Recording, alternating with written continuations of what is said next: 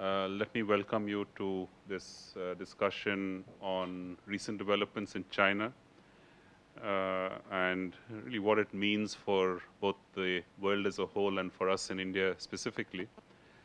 Ajay Chibar, who's going to lead off, and I met a few weeks ago, and we were talking about at that point what was happening and what sort of outcomes it might lead to. And about a week or 10 days ago, he said, I've written a paper and we talked about an event. We thought an opportune moment to get our minds around this very, very complex and also potentially quite threatening set of developments. The context in which I've been looking at China over the last few months is, to me, something of a contradiction, because over the last couple of years, we've been seeing various manifestations of what one might sort of, I think without any cynicism, describe as a quest for world dominance. What is now called the Belt Road Initiative, used to be called One Belt, One Road, or One Road, One Belt, is really an extremely ambitious and extremely sweeping set of international linkages. In its entirety, it would involve something like 65 countries with which China would have free trade agreements. As of now, it has about 12. A whole new set of global institutions that have global roles, and essentially, I think, a sort of formal set of mechanisms that link it up economically and eventually politically to both Asia and Africa. Number of these institutions are already on their way. There is the BRICS Bank, the New Development Bank, which has China as, you could say, equal partners with the other 4 BRICS countries. There is the Asia Infrastructure Investment Bank, which is more skewed towards Chinese ownership and control. Both of these will be headquartered in China. Associated with the BRICS is an arrangement called the Contingent Reserve Arrangement, which is essentially a lender of the last resort mechanism using reserves that these 5 countries have. There has been talk that this arrangement will be expanded. So when you look at this evolving architecture, it really mirrors the whole Bretton Woods model of long-term development finance on the one hand, and a short-term balance of payments, financial stability considerations on the other. So is China then trying to shift the axis of global finance using, of course, its huge muscle towards itself? And is it going to offer healthy or unhealthy or ineffective competition to the established institutions? So that's the long-term story, and it's an impressive story, and you can choose to be frightened by it or not frightened by it. India, is certainly expressing some threat perceptions on the larger trade engagements, but is an active participant in the financial structures. It's an equal partner in the New Development Bank and is the second largest shareholder in the AIIB. So it is not something that India is disengaged or keeping itself distant from. So that's the long-term story, and that's the whole strategy and world dominance and so on.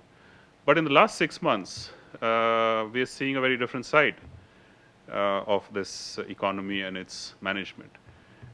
We've seen starting from about March or April, steady and in more recent months accelerating decline in its equity markets. In the last quarter, over $500 billion exited China in form of portfolio investment. The market has dropped about 40% from its peak earlier in the year. All of these are indications of an economy in some stress, if not in crisis.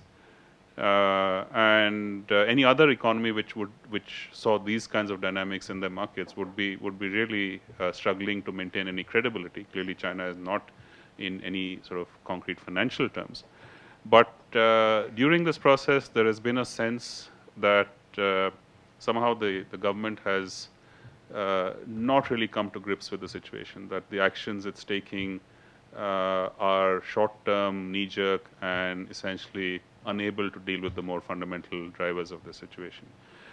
We've seen regular attempts to prop the stock market up.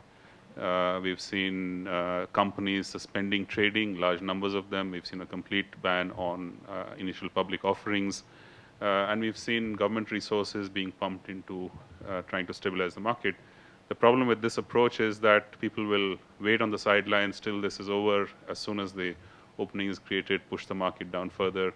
So all of that has happened. About 3 weeks ago, we saw the currency being formally devalued. And that's really been a huge trigger for global turbulence.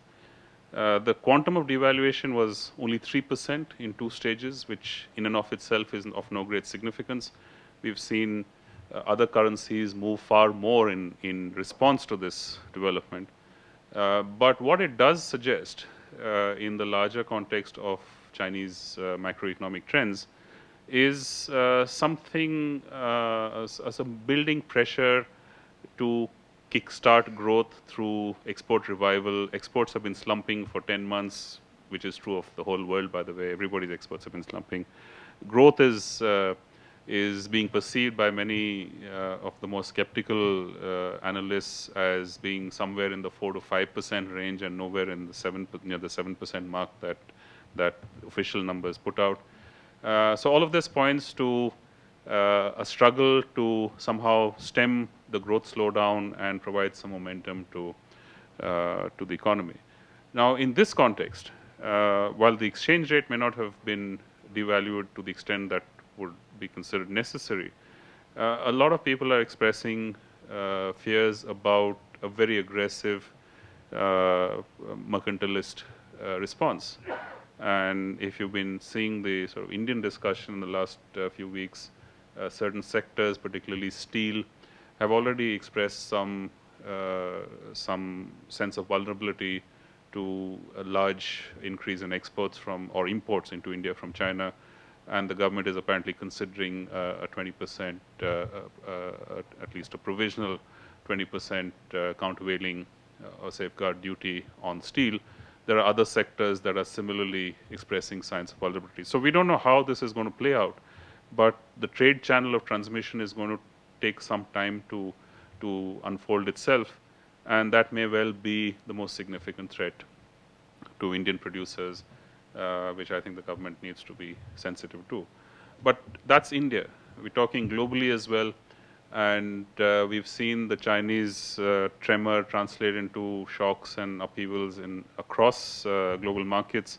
The US market itself took quite a beating.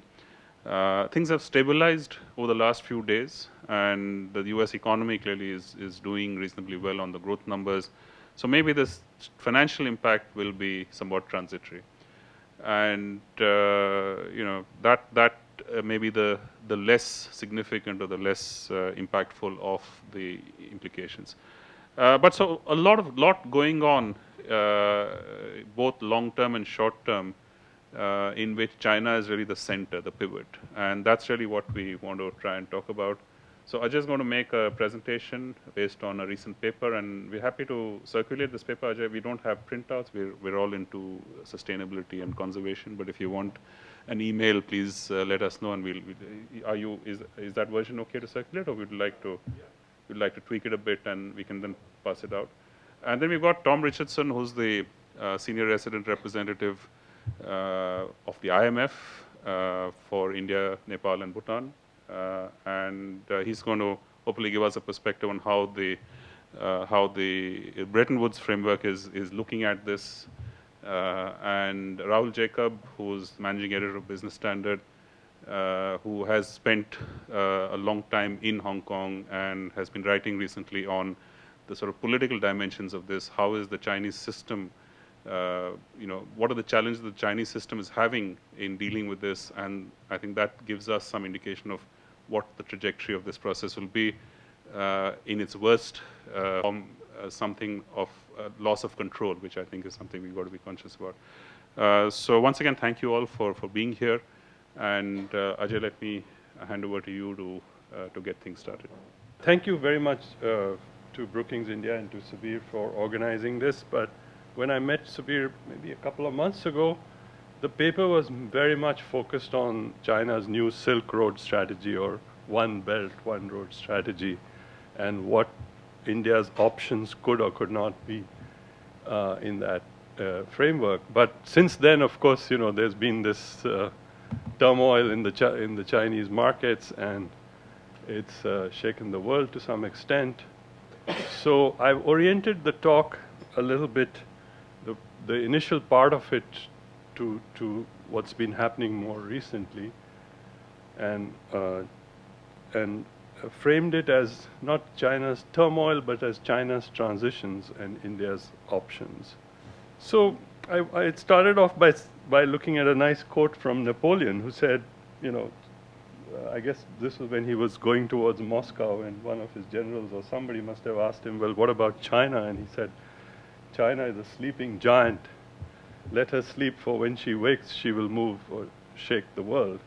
And I guess China is now woken up and is beginning to shake the world. And in the Indian context, I found this nice quote from a former ambassador of China to the USA, talking about the historical links between China and India.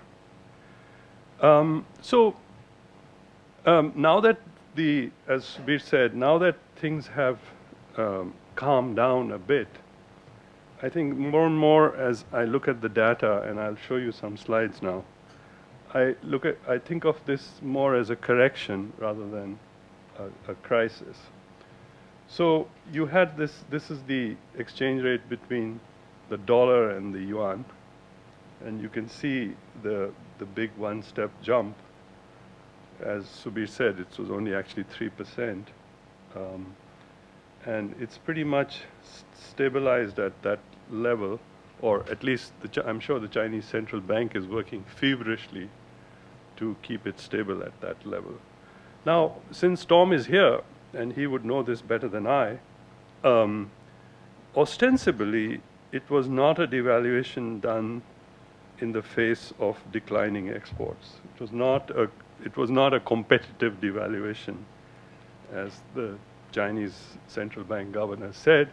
It was ostensibly done at the behest or at the request or at the advice of the IMF to move the yuan to a more market-determined exchange rate, and in a sense to internationalize the yuan, or the renminbi, as it's also called, and persuade the IMF to include it in the basket of currencies for the SDR. And so it just turned out fortuitously to have been done at a time when exports are going down, and a devaluation would not hurt, or in any case would help in that sense. But it was ostensibly done to make the currency more market-oriented, but it came at a time when it was convenient for, initially at least that's what they thought, but as it has turned out, it has actually exposed certain weaknesses in China. Then certainly the next slide, which is the stock market, bears that out. Now, if you look at the right extreme of that chart, so this is a long-term chart of the Shanghai Composite Index. So if you just focus on the very right extreme of the chart, it looks like a very, very sharp drop, in which it is. Of course, a lot of people have lost a lot of money in the Shanghai Composite, in the Shanghai market. But when you look at it in a broad historical trend, it's obviously a very it's a correction, to a bubble that had taken place in that market. And I think when you look at it in these longer term trends, you probably get a better sense of what is really happening. But nevertheless, the reaction and the way the Chinese authorities have handled it, as Subir also said, it has exposed certain weaknesses of decision making also within China. And we can debate and quibble about what's called a hard landing. So I framed it as it's been a hard and a bumpy landing. One doesn't really know what the actual growth rate of the Chinese economy today is. Is it 6? Is it even down to 5? Of course, officially it's still listed as above 7, but knowledgeable people think it might be lower than that.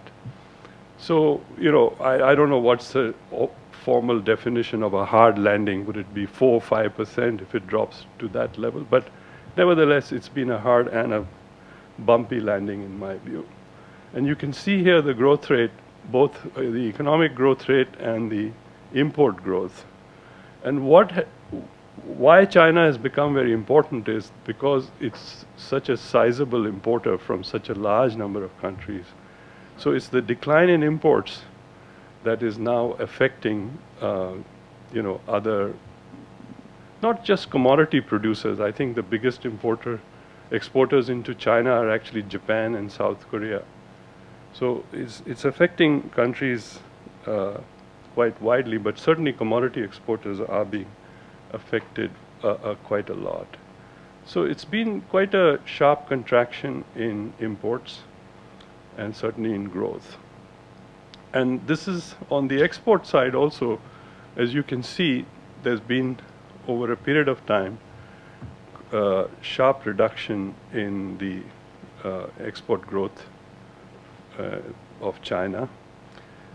Notice the yellow line, which is the Chinese exports to the US market. So the US market is obviously suddenly doing well because China's exports to the USA have shot up. I don't know how long term this will be sustained, but anyway, you can see that the idea that the Chinese would need to devalue and this talk about competitive devaluations is triggered by the fact that Chinese exports are certainly going down.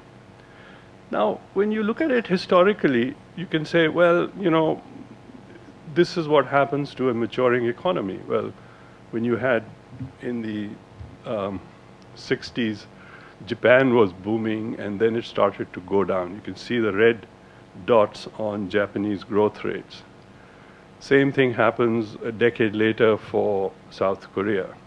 So maybe, China will be following a similar path. And I put a double question mark because there are some worrisome signs in the case of China, more than were the case perhaps even in Japan and Korea. So you can argue, well, China is going to slow down just as Japan slowed down, South Korea slowed down before. And so we are seeing a trend in that direction. But I think this transition, this is the important transition that's taking place in China, is a bit more complicated, and I'll explain why. One is the very rapid and worrisome rise of the debt in China.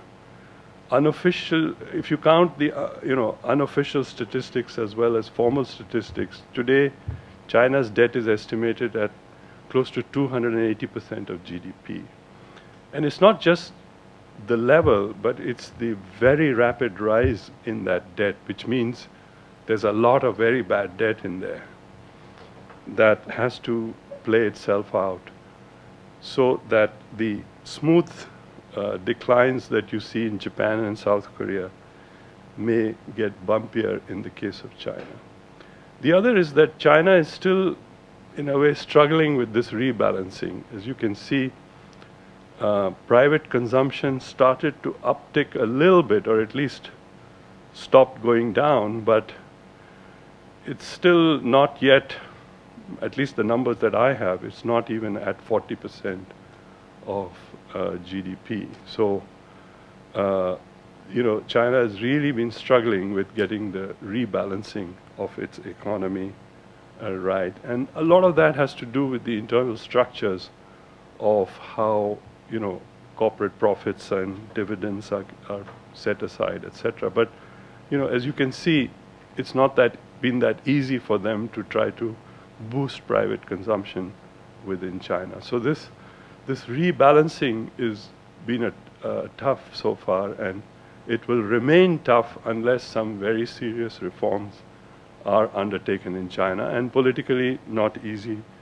to take those effects. So I think given the size of the debt, given the difficulties with rebalancing, and given the fact that the moment China devalues, you get bigger devaluations in other parts of the world. And the global economy is in any case slowing down, so the export option to re-export their way back is not going to be that easy as well.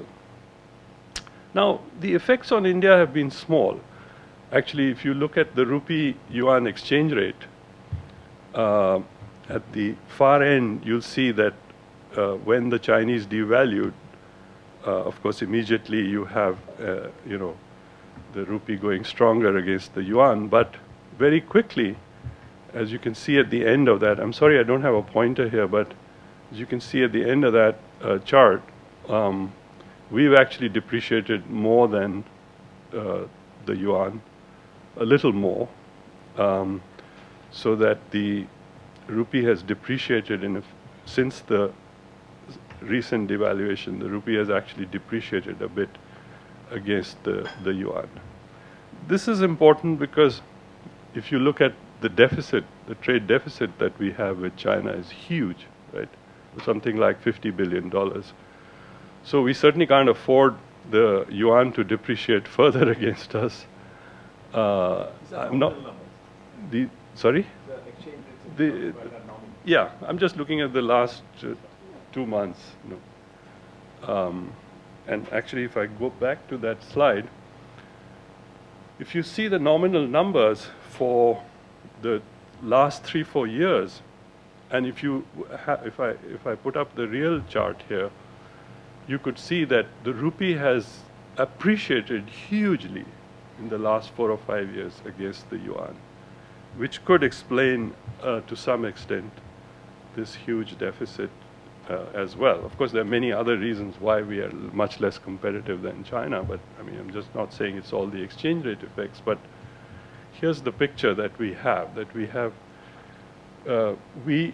we import a lot from China. We export very little into China. So if China slows down, it has some effect on us, but not a huge effect on us, right? Because our total exports to China have been small and have not been growing very much either. If you look at Chinese investment into India, it's also very small. It's less, at least the figures I have, is less than $500 million.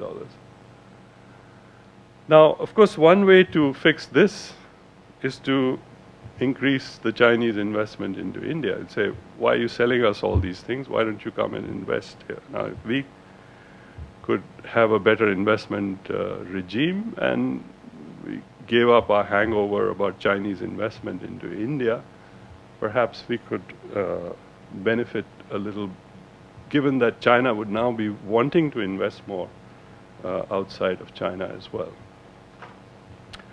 So the effect on us so far has been quite small.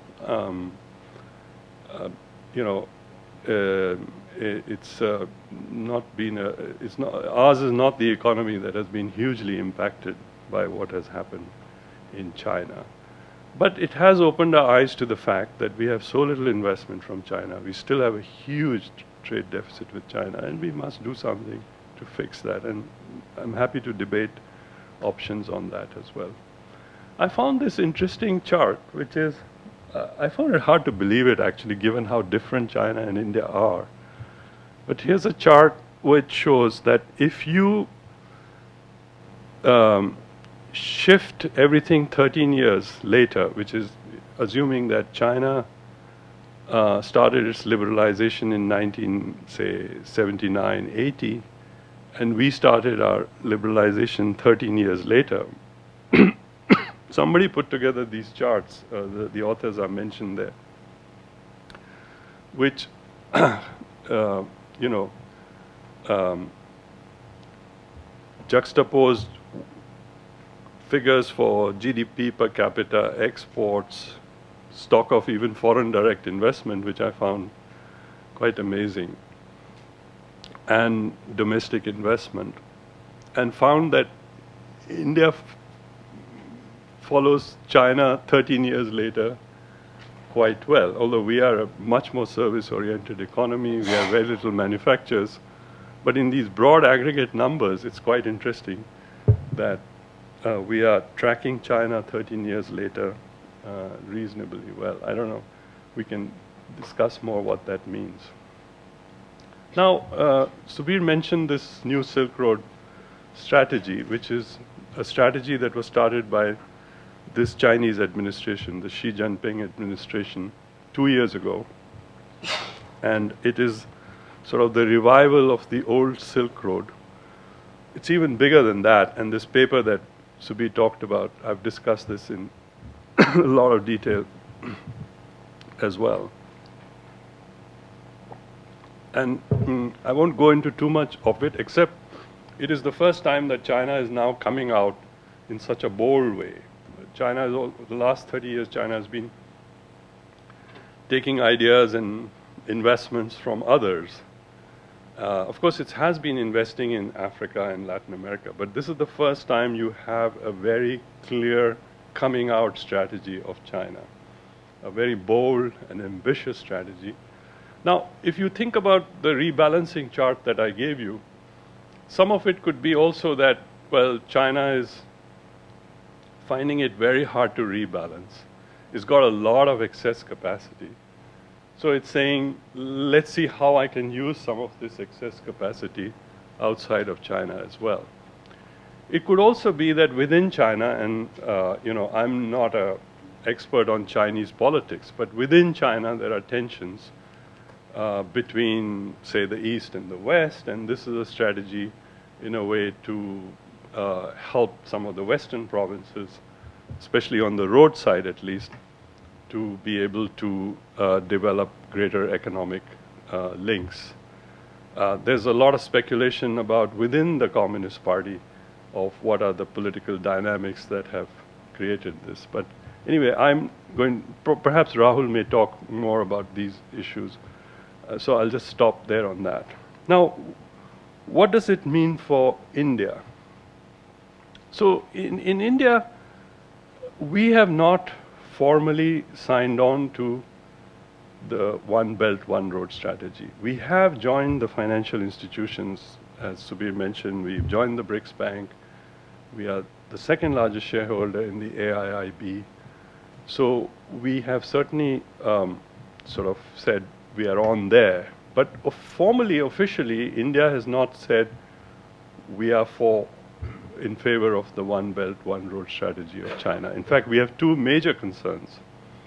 One is that it includes a China-Pakistan economic corridor through occupied Kashmir.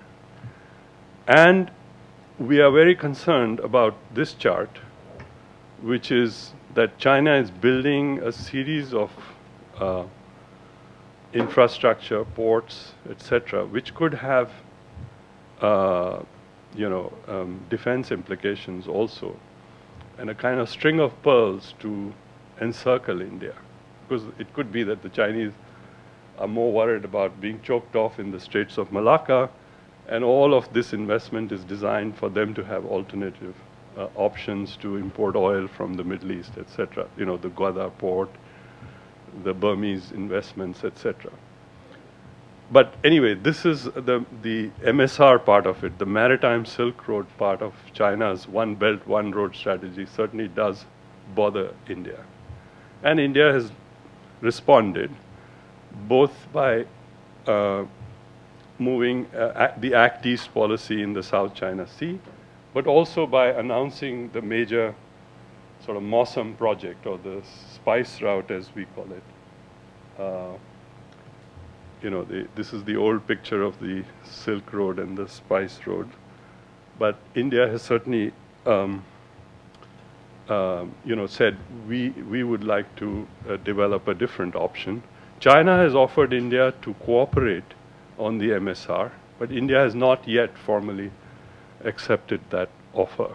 So, in a way, India is watching what the Chinese are up to in this area, in this and how this unfolds further. Now, so in a way, India and China have a kind of a competitive and a cooperative relationship. We are cooperating on the financial institutions, but we are still wary of their intentions through the MSR and through this CPEC, as we call it, the China-Pakistan Economic Corridor. And you may have heard the Minister of State in the Prime Minister's office the other day actually said our policy is to take back occupied Kashmir. Now, I also took a quick look at sort of what's the presence, what's the footprint of China, growing footprint of China in South Asia. And these are some figures, the best I have is up to 2012, for investments by India and China in the countries in South Asia. So, as you can see, we are about equal in Bangladesh. We are ahead in Sri Lanka and in Nepal and probably in Bhutan. I can't make out, I think Maldives is about the same, but certainly in Afghanistan, Pakistan, China is way ahead of us, as you would expect it to be. But this is roughly the FDI footprint of China and India in South Asia.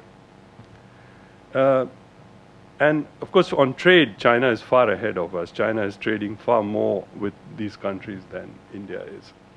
But the other interesting thing, so I didn't even bother to put up those statistics, but what I found interesting was remittances from India and from China into South Asian countries. And of course, India is much ahead on this. Remittances from India into Bangladesh are huge, as you can see, of course, into Nepal. But what surprised me was into Pakistan. More than 2 billion of, these are World Bank statistics, so I don't know how good they are, but says a former World Bank staff member. I know how they cook the number. Anyway, 2 billion into Pakistan, which was interesting for me. So, as they say, game on in South Asia, and it's not yet clear to me how all this will finally play out. China is certainly wanting to have more cooperation on this with India. India is still wary of China and its intentions in this area, and time will tell how this plays out. The other place, of course, where China and India are mentioned is Africa. And, both have invested heavily in Africa. In my mind, I thought China was way ahead of us in Africa. But this is, The Economist had these numbers the other day. And interesting that Indian FDI into Africa isn't that far behind China. I think the last 2-3 years, both have invested even more. So these numbers are up to 2012. So there's another part. And I mention this because Africa is very much part of the New Silk Road strategy of China. In a way, in a nutshell, what I feel is that it's going to be still a very bumpy ride in China. It's a major correction. It's got all the challenges that I talked about of very high debt, problem of rebalancing. And it's very hard to predict what would happen. I did find if you don't believe an economist, believe the astrologer, an astrological prediction for the yuan, which is in ganeshaspeaks.com, which predicts that at least until March 2017, China is going through a tough period astrologically, and started in 13th of July 2014 and up to 13th of March 2017. expect a lot more turbulence coming out of China. So thank you very much.